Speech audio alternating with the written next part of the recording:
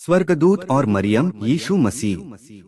मरियम इस्राएली थी और नासरत शहर में रहती थी। वह बहुत अच्छी स्त्री थी और यह बात परमेश्वर भी जानता था। इसलिए उसने अपने एक स्वर्गदूत जिब्राईल को मरियम के पास कुछ बात बताने के लिए भेजा। पता है जिब्राईल ने मरियम को क्या बताया? जिब्राईल ने मरियम से कहा, सलाम मरियम, परमेश्वर की आशीष तुम पर है, यहोवा तुम्हारे साथ है।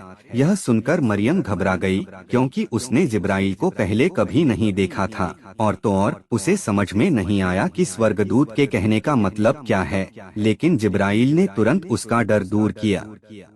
उसने कहा, मरियम डरो नहीं, यहोवा तुमसे बहुत खुश है, इसलिए वह तुम्हारे लिए एक अच्छा काम करने जा रहा है। जल्द ही तुम्हें एक बच्चा होगा, तुम उसका नाम यीशु रखना।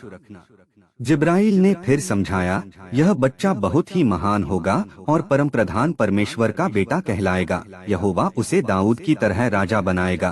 फर्क सिर्फ इतना होगा कि यीशु हमेशा के लिए राजा होगा, उसके राज का कभी अंत नहीं होगा।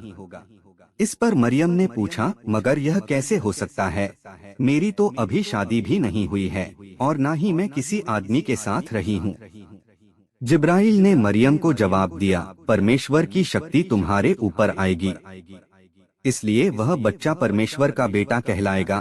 फिर उसने मरियम से कहा, तुम्हारी रिश्तेदार इलीशिबा है ना, उसे देखो, उसके बारे में लोग कहते थे कि वह बहुत बूढ़ी हो चुकी है और उसे बच्चा नहीं हो सकता, लेकिन अब जल्द ही उसे एक बेटा होने वाला है। इससे साफ है कि ऐसा कोई भी काम नहीं जो परमेश्वर न कर सके। यह सुनकर मरियम झट से बोली, मैं यहोवा की दासी हूँ, मेरे साथ वैसा ही हो जैसा आपने कहा है। इसके बाद स्वर्गदूत वहां से चला गया। स्वर्गदूत के जाने के बाद मरियम जल्दी से तैयार होकर इलीशिबा से मिलने गई। वहां पहुंचने पर जैसे ही इलीशिबा ने मरियम की आवाज सुनी, उसके पेट में जो बच्चा था वह खुशी से उछल पड़ा।